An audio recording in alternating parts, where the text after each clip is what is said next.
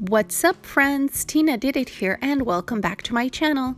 Today I'm going to show you how I made this beautiful organizer using Dollar Tree items.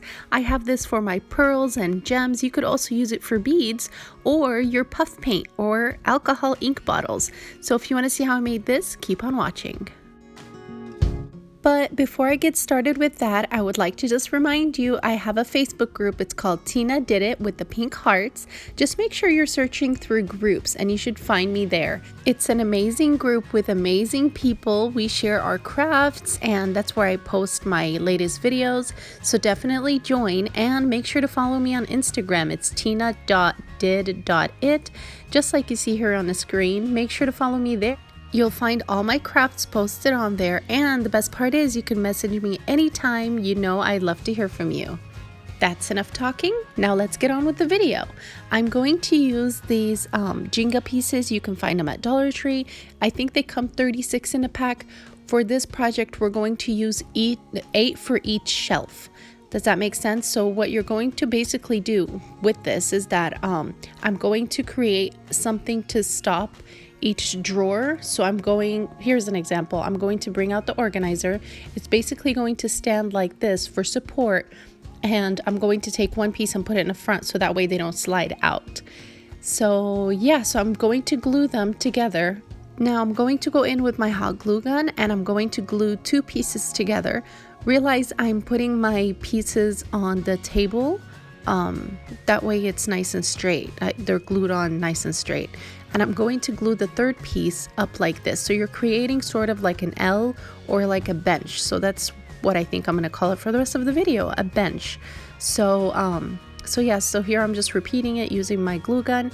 I'm just going to put my 3rd piece and I'm going to create for each shelf 2 benches, and I'm going to use 2 single pieces. So do you see here on the left, 2 benches and 2 single pieces.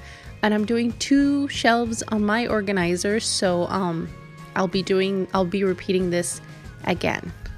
So if you're going to do the same organizer like I did, where you're going to have 3 shelves, you're going to need 4 benches and 4 single pieces. I'd like to mention, if you like videos that are straight on point, this is the place for you. So definitely make sure to subscribe and hit the little bell button so you're notified every time I upload a video. Just so my instructions are clear, there's 4 benches you see here, 4 benches and 4 single pieces. Now I'm going to take those and spray paint them, and I will be right back. While the spray paint is drying, I'm going to take these organizers from Dollar Tree. By the way, everything in this video is from Dollar Tree except for the spray paint. But yeah, so I have 4 of these organizers. It comes with a lid already, so it's perfect. It's already split for you, little squares and 3 compartments, and it comes with a lid. So this is perfect for my little pearls and my little gems. And I realized you could also put small bottles in there of paint puffs or maybe nail polish. But yeah, so I'm going to take this. I had this from a previous project. It's little hooks that came on the back of the frame, and I normally save those, so that's, again, I'm using this organizer for those hooks too. So this is perfect. Yeah, so I'm going to take those hooks and I'm going to go in with my E6000, and I'm basically going to glue those 2 hooks at the top of one of the organizers because I want to hang this. There's an option, you can have this organizer on your desk, but for me, I have more wall space, so I rather hang it. So I'm just going to go in, like I said, with E6000 and then put my hooks on and let that dry. Now that I have my wooden pieces dry, I'm going to, do you guys see here? This is basically how it's going to sit, so it doesn't slide out of the organizer. But basically, I'm going to go in with the organizer that I had my hooks glued on, and I'm going to take the lid and glue it onto the side of that one. So the only container that you can't take off of this organizer will be the top one. The reason why is because I need something to support the entire shelf. So I need to be able to glue the lids onto something. That's why I decided to use the top container to glue the lids onto it instead of using a frame or something to glue those organizers on. So make sure if you want, you can actually glue the whole thing. You don't even have to use the Jenga pieces. If you don't need to bring out your containers off of this organizer, you can just skip out on the wooden pieces back there and just glue all the containers to the lids.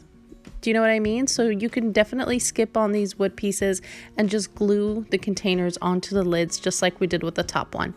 But now I want to be able to bring out the containers. So what I'm going to do is I'm going to take those wooden pieces and I'm going to glue them onto the lid, on the inner side of the lid, and make sure you check if it fits properly. And you're going to use E6000 and place it where it's supposed to be. Your wooden pieces might be sticking out a little bit, but that's just fine. That's the way it's supposed to be, so that the container can fit properly.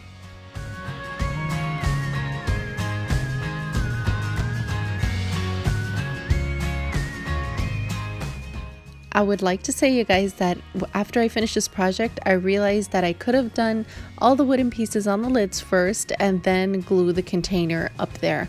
But sometimes I jump into projects and I really don't know what's going to happen. So I suggest the only thing I would do differently is to glue the Jenga pieces onto the lids first and glue the lids together before gluing that top container. I know, right? Sounds silly, but I mean, sometimes it happens, right? Does it happen to you? I'm just curious. Do you sometimes jump into crafts not knowing how you're going to do it, but you just get right into it? I mean, that's what happened here. So it happens sometimes. So my organizer, like I said, is going to have 3 containers. So the top, middle, and bottom. So basically I'm going to take 2 lids now after putting in the wooden pieces and go in with my E6000 and glue those 2 lids together. That's why I was saying that it's probably easier to do all the lids and then put the last container in. But again, if you don't care about taking the containers off of this organizer, or you're going to have this sitting on your desk all the time, you don't have to do the wooden pieces. You don't have to do the Jenga pieces. You can just go in with E6000 and glue the containers onto the lid like I was saying.